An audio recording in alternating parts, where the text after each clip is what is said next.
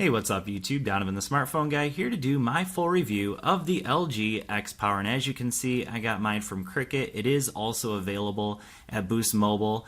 So right now on Cricket, it's $129.99. At Boost Mobile, you can get it for $79.99 if you port a number over. Same is true actually with Cricket Wireless as well. You're going to get it for $80. If you port a number over. And my argument in this video is that this might be the best budget phone. And by budget, I mean basically a phone that you can get pretty easily for under $100. So let's talk about why I think that. You can get this phone unlocked. If you want to check out how to do that, I'll leave my first impressions video up here in a card so you can check it out right there. In that video I talked about how to get this unlocked for $2.35 on eBay. Pretty easy, just look it up on eBay. LG X Power unlock, and the code is $2.35. Pretty simple, real easy to do, and you can have it unlocked within like 24 hours. So let's talk about the phone. I'm gonna jump through the specs pretty quick. You can see a lot of them right there. So let's talk about obviously the screen. So we have a 5.3 inch 720p screen. One thing I will say, and it's kind of hard to tell because I'm under some pretty bright lights, but this is a pretty dull white screen. In general, it's not the prettiest screen I've ever seen, especially even at 720p. I've seen some brighter screens that I really liked, like in the Blue Life 1X2 had a better, a little bit brighter screen. But overall, I mean, for the average user, the screen is just fine.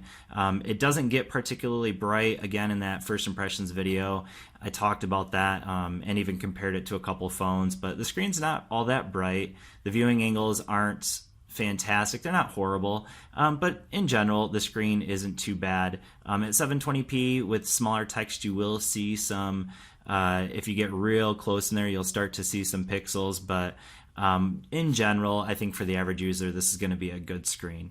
You're going to like it.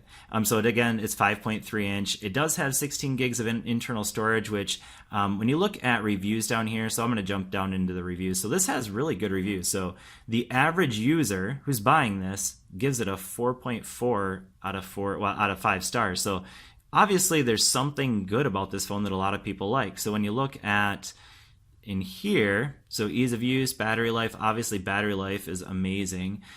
Storage space is easily the lowest rating. And again, it has only 16 gigs of onboard storage, but you can move apps over to the SD card. So if you throw in an SD card, which it does take, so down in here is the SIM tray and also the SD card tray as well.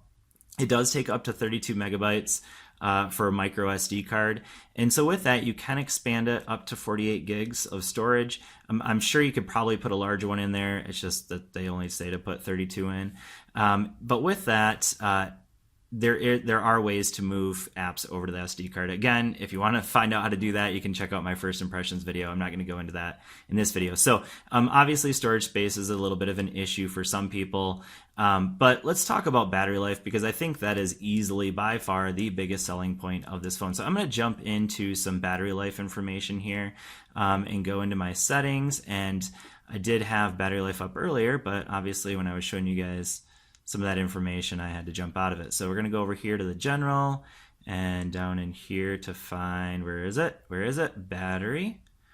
Okay, and then I don't have battery saver on at all. I've been using this phone literally all day, very, very heavy usage, lots of social media. And let's take a look at, so this is, it says 11 hours left, but let's go into the battery usage. And this is where this phone just really shines. So it's been on for 13 hours on the battery. Again, very heavy usage. And I'm going to jump down in here into screen on time. So maybe. Okay, there it is. So at 44% battery right now, I'm getting close to 7 hours of screen on time. So with that being said, you're looking at a solid 12 hours minimum probably of screen on time. For the average user, we're talking about like 2 days minimum, probably 3 days, because I'm telling you, I've been using this like crazy for all day, and it's only down to 44%. And I purposely tried to see what I could do to wear this thing out. I was watching YouTube videos, doing some games, playing some Hill Climb 2, and you just can't kill it. So it's a 4100 milliamp hour battery. In real usage, in real life usage, day to day, it is a boss. It's going to get you through a day with no problem. And to boot, it also has a fast charger. So this is a Qualcomm 2.0 fast charging phone. And so you can see I haven't even taken mine out of the package, but not only does it have a battery that will last forever, but you can fast charge it. So that's a double positive. So I think for the average user, that's probably one of the most important things is battery life. And so that's why I think this is such a great phone. Let's talk about the camera. So you can see up here, it does have 8 megapixel camera, 5 megapixel on the front.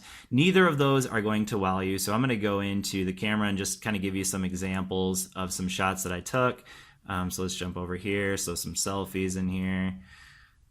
Maybe. All right, so there's a little selfie. It's not terrible, pretty washed out, but I did put that on beauty mode. A picture of Mickey Mouse. Yeah, woot woot, Mickey Mouse in the house. Now, I will say that it does take a little while for it to kind of improve here. But yeah, so that's a decent, I mean, in good lighting, it does take good shots. There's a couple of shots. There's another selfie there. These are just really basically just trying to get some shots just to see what it's like. So, and this is a pretty low light. My living room's not well lit, and so that's a little picture of my daughter. But you know, it's an 8 megapixel camera. It's not going to wow you by any means, but again, it's not horrible. It's not a bad camera. It's not a terrible camera. So for the average user, I think the camera is going to be sufficient.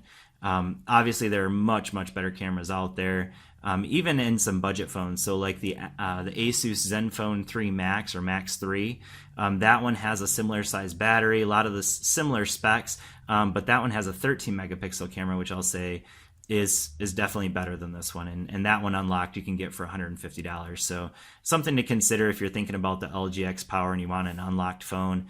The Asus Zenfone 3 Max or Max 3 takes better pictures than this one for sure. So with that being said, let's talk about performance. So cameras, not so great, but not bad either. Performance, I'm going to go ahead and go into Geekbench here. So I did a little Geekbench score earlier. You can see here that it's running a Qualcomm processor, Snapdragon processor, 1.27 gigahertz. You can see that there's 1.37 gigs of RAM that are actually usable in daily usage. So it is a 2 gig of RAM phone, but obviously with that being said, you don't actually get that much. So let's go into the history here of, all right, so there you go. The multi-core score of 1100. So definitely not very high. We can go in there and take a look at that. And so there it is, 426 for the single core, 1102 for the multi-core for the quad core there. And in daily usage though, so let's talk about daily usage. So obviously you can see that I keep a lot of apps running kind of all at once. So let's go into Hill Climb 2 and see if that loads from where I left off, or yep, okay, so it has to completely reload there. But in terms of like the average user's performance, unless you're playing really heavy games, which I don't think the average user is, especially if you're buying a phone like this, a budget phone, you're probably not going to be into heavy gaming. But for an average gamer who's playing, Words with Friends, Hill Climb 2, those different Township or different games like that, you're really not going to have any issues with that. Videos obviously work just fine. Netflix, YouTube, things like that. The average user, social media works great. Obviously, with all that battery life, you can go on Twitter and Facebook all day long, and you're not going to wear out the battery. I was constantly just getting notification after notification today and looking at them, and no issues at all with the battery. So everything in daily usage, there are definitely some stutters. It's definitely going to be a little bit of a laggy phone from time to time. I don't want to go into my Facebook. You'll see all my Facebook friends, but this is my Twitter account for my YouTube channel. So you can see just, it's not the snappiest phone, but in general usage, day-to-day usage, it's not bad. So pretty good. Go Patriots. Patriots won tonight. All right.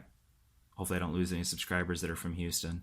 All right. But anyways, in terms of daily usage, performance is on point. It's not a bad performing phone at all. So let's talk about the negatives. Obviously, one negative would be that it's really only available on Cricket Wireless and Boost Mobile. Again, you can get it GSM unlocked, and we talked about that already. There's obviously no fingerprint sensor, which you probably shouldn't expect from a phone at this price range, but there are some relatively budget-friendly phones. Build quality, again, not the, it's a budget phone. Build quality isn't going to be something that wows you by any means, but still not, terrible build, and you're probably going to put a case on it anyway, so who cares? So overall, I definitely think that for the price, I got it for $9.99 when it was on sale at Cricket, but even for the average user at $80, I still think that this is just an absolute beast of a phone. So I say if you're just an average user that doesn't really need all the latest and greatest specs, and you just want a phone that works well, that's going to last you all day, that you can do social media on, has a pretty good screen, 720p, it's not great, has decent cameras, not great cameras, but decent cameras, I just think that this is a very solid phone for you.